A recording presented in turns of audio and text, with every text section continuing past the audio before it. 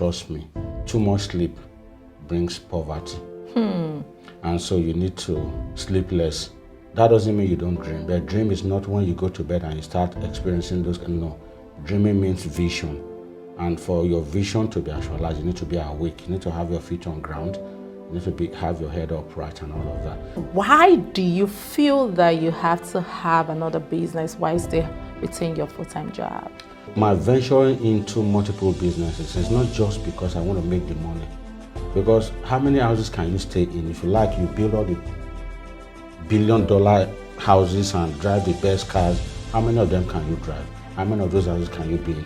But when you have investments on ground, what have you done? You have created job opportunity for people to feed their family.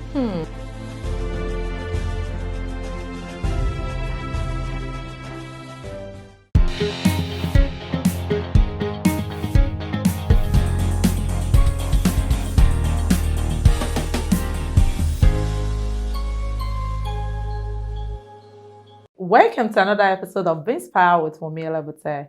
This is a place to be educated, informed, motivated, and most importantly, to be inspired.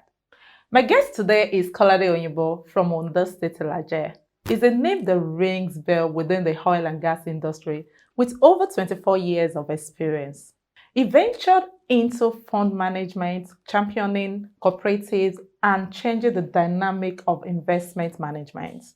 Kolade Oyinbo went into real estate development and delivered multi-billion naira real estate investments across Lagos State. He's been into importation of cars and cars accessories for over a decade now and currently taking the business to a new dimension with products coming from Europe and America. What's so interesting about my guest is the fact that he's taking the real estate business back home, which is quite amazing. I just want you to chill, relax, and enjoy my conversation with Mr. Kolade Oyinbo. Mr. Kolade, I'm so happy to have you here. I'm going to call you Mr. Kolade Oyinbo, all because of we're in another setting entirely, okay? Thank you so much. That's okay. All right, cool. So you're going to explain to me how your career has evolved, because I know that you work in an oil and gas industry and then you're doing a whole lot of things into importation, selling of cars, real estate and all that. So explain to me how your career evolved to the extent that you're now into, let me call you a serial entrepreneur. Yeah, I think my career spanned back to about 24, 25 years in the oil and gas industry. And I'm still currently in the oil and gas industry, but along the line, prior to the oil and gas, I've been into little businesses here and there growing up. Ran importation business with my mom, even while I was the age of 12 and 14. And that alone set the base for me. And so one of the things that took me into the oil and gas industry was the fact that I always seek for challenging environment and all of that. And so when I went into the oil and gas industry, I did a lot of challenging opportunities, from maintaining to project management and what have you. So in the course of my career, it took me out of the country a lot, and wherever I go to, I look at opportunities of what can I do to make things better off for my own people back at home. And so those are areas where my career starts evolving into multiple things and all of that. And so even during the oil and gas industry experiences as well, I had the opportunity of championing a couple of things like cooperative and then project management, financials and all of that. So when I went into the cooperative, it took real serious 4 years of my time and energy and all of that, and then we changed the dynamics, and today we've been able to grow our cooperative portfolio from a mere 200 million, 240 million to over 1.7 billion annual returns on investment. And not just the financials now, I delved back into real estate management, taking abandoned project of like 15 and 13 years and delivering them in less than 2 years and all of that. So with that, we've been able to manage the fund and at the same time manage a project where Currently, we are one of the biggest real estate In fact, before we developers go into that real in this estate, I want country. us to understand your experience in the oil and gas industry. How is it evolving? How is it growing you as an individual? The oil and gas industry is very challenging for those who see it as a challenge. But I see everything within the oil and gas industry as an opportunity to grow. And I mean grow because in managing oil and gas investments, there's a lot that will come into play, starting from integrity, dedication, being interested, despite all the risk and all of that. What prompted me or what was driving me was not just because of I'm going to be making money out of it. No. What actually drove me was the fact that people, family depend on what I do within the oil and gas industry to power their home, to power their cars, to power their life, even to power the hospitals and all of that.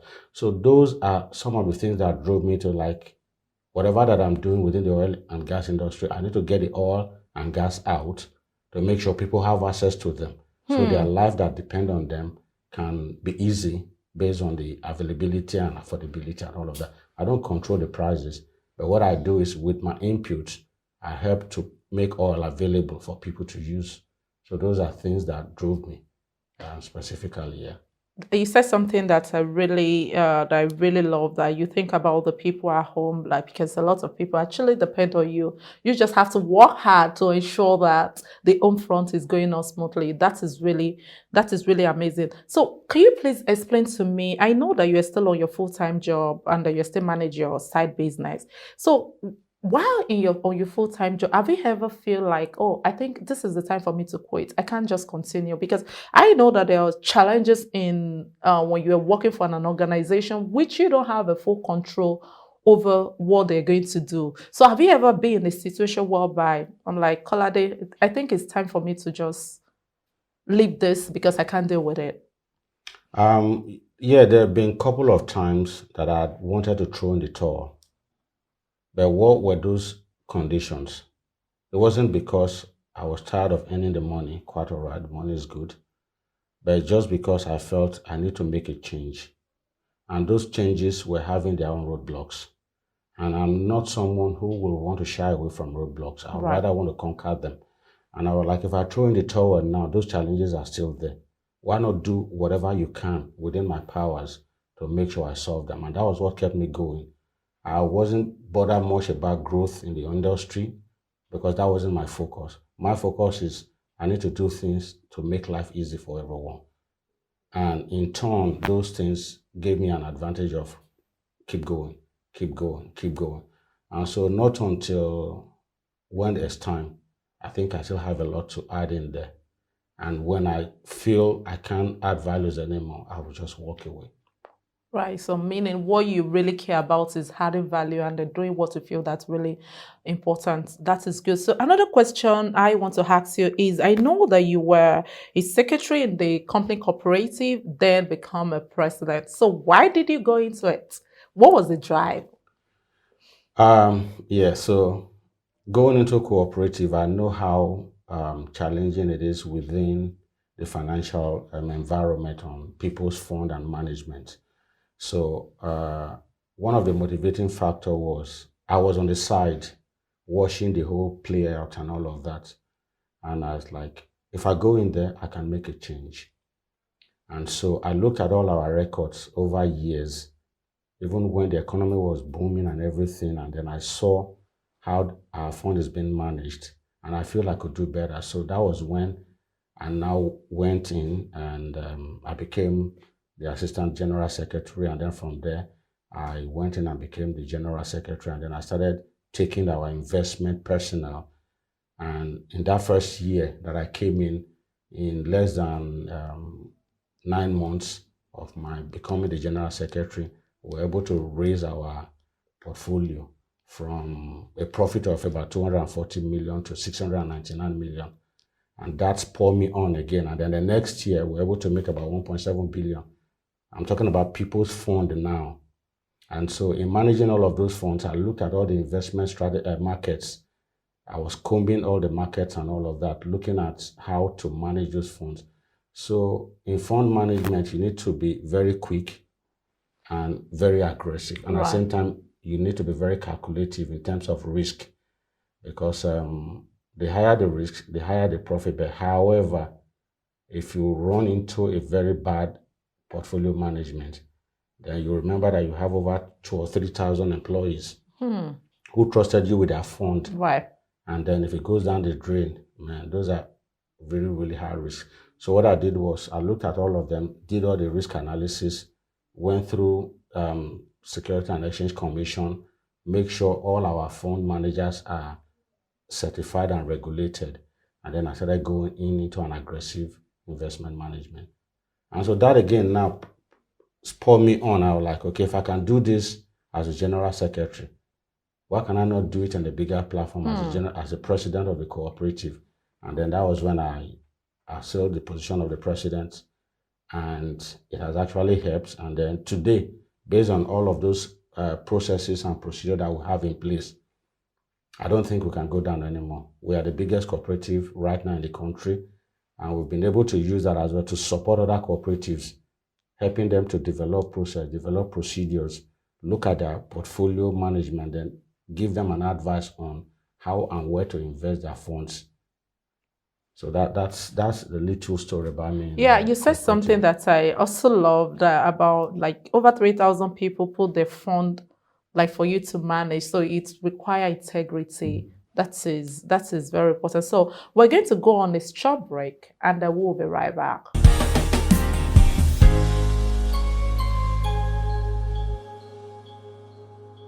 Hey there, have you subscribed? Please remember to subscribe to this channel.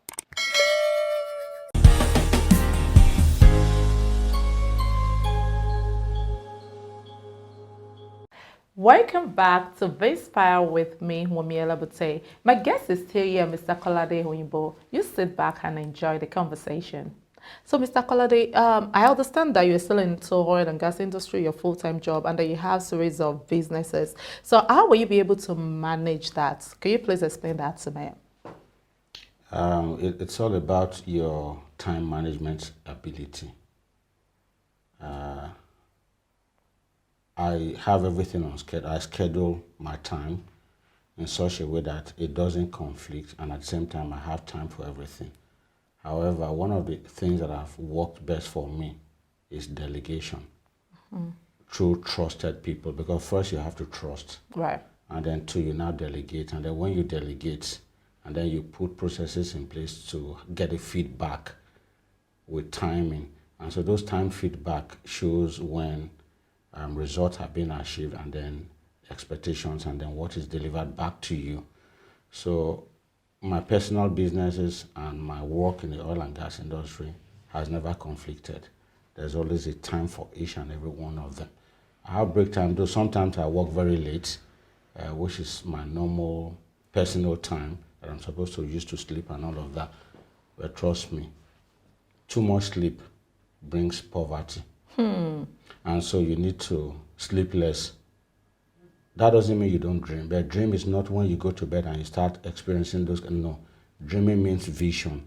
And for your vision to be actualized, you need to be awake. You need to have your feet on ground. You need to have your head upright and all of that.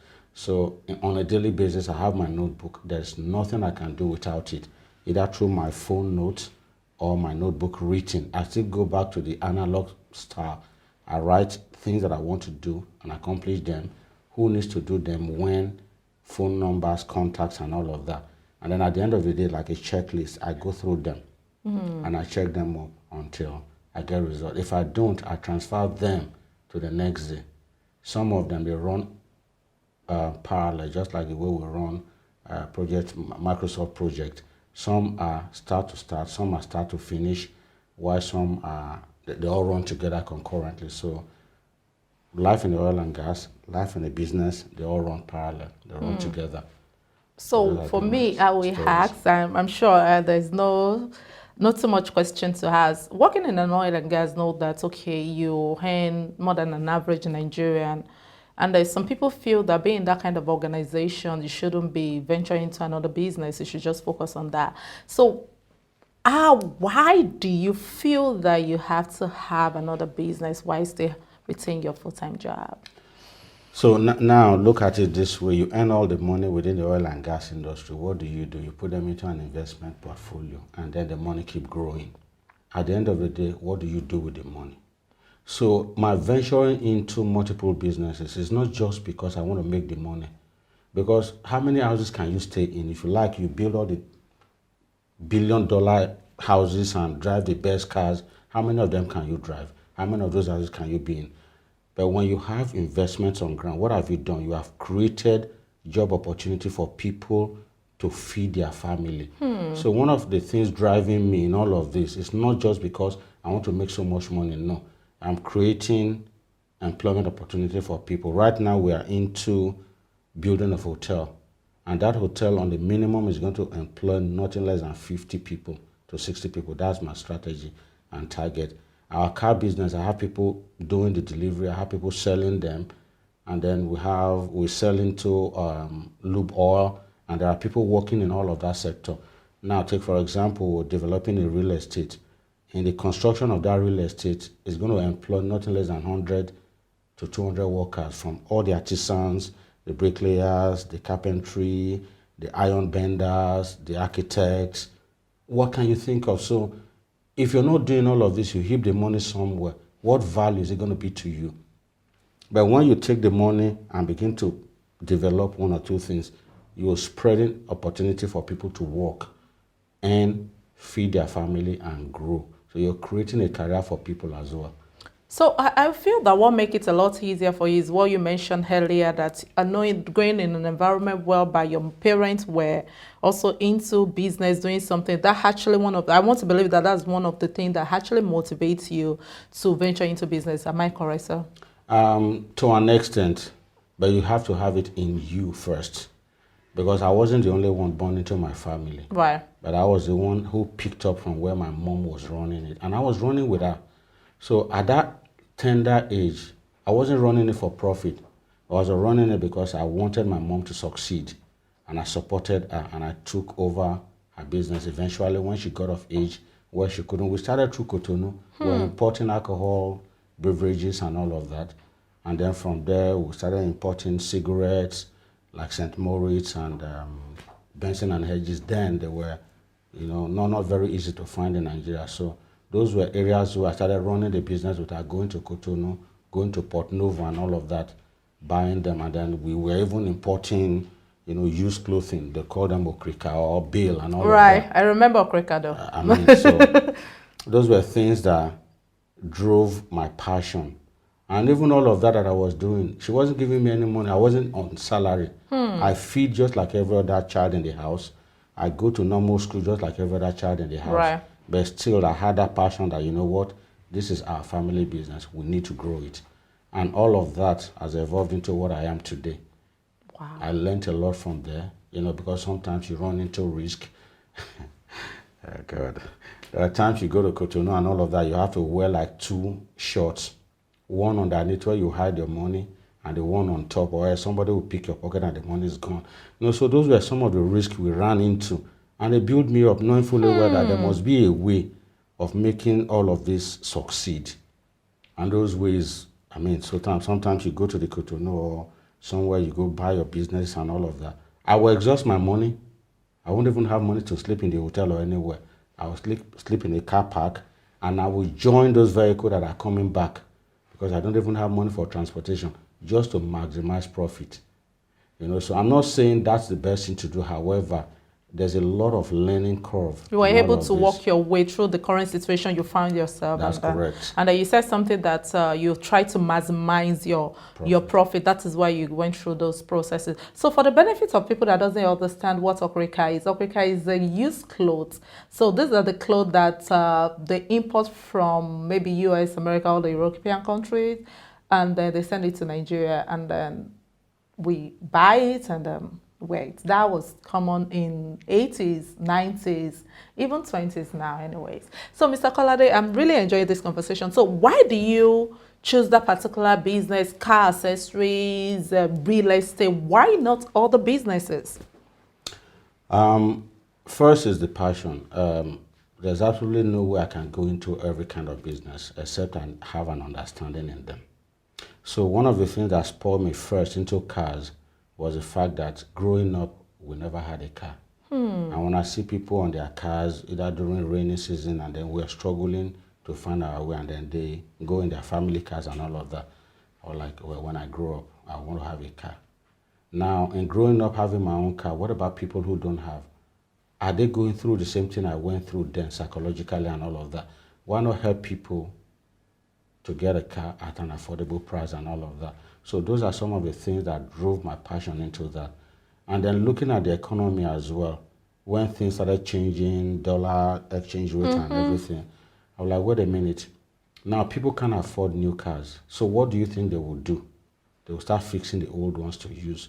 So that was what, let me say, spurred me back into changing my business dynamics and say, you know what, bring in car accessories, bring in spares, bring in brake pad, bring in oil, bring in oil filter, bring in all of that at affordable price. One of the things, again, that helped me is the fact that there are people who save money with me, and when they get to the point where they can afford a car, they get a car, either from me or from anywhere. For some of them, it's like, you know what, I've tried to save, I say, can I get my money back? That same day, boom, you get your money back. That's trust and integrity. Yeah, I remember that I did the same thing with you. When I wanted to buy my car, I saved my money with you for almost a year or something before you were able to get it, which is the car that I'm still driving now. Anyway, thanks to you. Oh, man, that's a good one. That's really cool, and I must commend you for the great job that you're doing. So coming to all your businesses, and I'm sorry you're over 50 now. I'm sorry to mention your age Okay. because I'm proud to you go are to you are 51. an old man to say. So, Yeah. what are the things that you do to relax your nerves? The only thing that makes my nerves to be relaxed is seeing people being satisfied. And so if what I do impact on people positively and I see them, that's how I relax. And so for everywhere I am, I carry my business with me. Now, people may look at it that, okay, what time do you have for family and friends and all of that? Right. As I'm here with you, if you want to buy a car right now, I'll just go grab my iPad, go over my system, go over my auction license. I'm giving you a car immediately, and then I'll browse it, go through my auction, because I've got a couple of auction licenses. Those are the things, that's how I relax. So I usually don't go to bed sleeping for like hours on end. No. Every time I am anywhere I am, my business, I am relaxed. So I carry my business with me. My business is in my head, it's in my mind, it's in my body, it's in my everything, it's in my soul, it's in my spirit. So 24 hours, pick a call, call me. How about this? And I'll tell you, this is how we go, this is how we go. As long as I'm helping to make people okay, that's how I That relax. give you joy, making impact in people's life, Yeah. and that give you realization. So another question I want to ask you is that for a lot of people that have full-time job and they find a way to venture into business, just to have multiple stream of incomes, which is kind of common because COVID-19 affected a whole lot of people. So what is your advice to those kind of people, sir? Well, COVID-19 was a game changer, especially for me. Now, a lot of people were like, okay, based on the uncertainty, what do we do? Let me keep my money where I keep growing because we are not sure what's going to happen tomorrow, day after. No. In my own opinion, that's different for me. COVID-19 came with all its devastating effect and everything. I'm actually a survivor of COVID-19. I survived it. It was very terrible. And while I was on the hospital bed, I was on an intensive care unit for about 1 month. And while I was there, a couple of things come to my mind. What's going to happen to my family, my wife, my kids, my brothers, my sisters, my mom, my dad? They're still there, they're still alive, healthy and healthy, still strong. My friends, every of these people depends on me, not because I'm the one feeding them. Some it could be my idea, some it could be my opinion, some it could be the business that I run with them. Some of them, it could be the financials. And so I'm now like, okay, this thing has come. If I had been taken away by death, it's going to create a very big vacuum. So now that I didn't go by the grace of God, so what do I do? That was when I went back into aggressive investment management. And I said, you know what? We need to grab as much as we could. But one of the things that I did was to change my investment strategy. And had to redefine my business model to be all inclusive. So even when I am not there, the business should be running. My wife should be able to run. And even my kids, as small as they are, I took them around everywhere. I made them part of, signatory to all my businesses, where if anything happened, nobody knows when anything can happen. They should be able to run it. And then I involve them. As small as my daughters are, they know about my businesses. They ask me. I make them do it, even while I'm sitting at the back end, watching them do it to make sure they're doing it right. So that's how it has been somehow since after this my COVID experience. Wow. So what is coming in 2021? What are the things that we should be expecting in 2021? So in 2021, I've been in discussion with some firm in Portugal and in Dubai. We're going to hit big time in terms of we're going into battery production and car batteries and all of that. Then lube oil, we're going to go big time in lube oil, and then we're going to go big time on tires and all of that. I've been working with standard organization to have all the tests and certifications and all of that to make sure they pass what it is. But the biggest one that is coming is the one that I'm taking real estate investment back to Ondo State. We lack that over there, and we're coming with our first real estate, which is Lily's Court.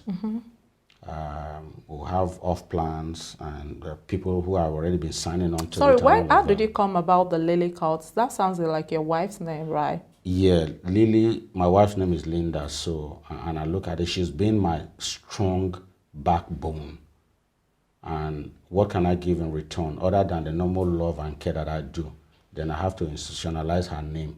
And that's when I said the first estate that we're going to develop that's going to be our own private estate will be Lily's Court. That's good. That's good. So that real estate is something that we're taking into Ondo State now. We're starting with the first phase. We intend to do the groundbreaking sometime in March, depending on how my schedule is, because I may be out of town for like 5 weeks from February. But when I come in either March or April, once we kick off, we always have a timeline delivery. It's going to be like between 12 to 18 months delivery, depending on what we run into.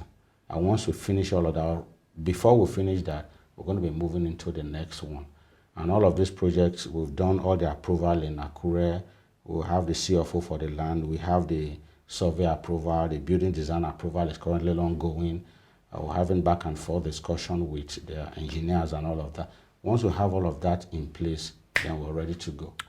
Wow, that's so amazing. So thank you so much for being on this show. I really appreciate everything you said. And you said a lot that I'm going to take back home and I'm going to make use of it. Thank you so much.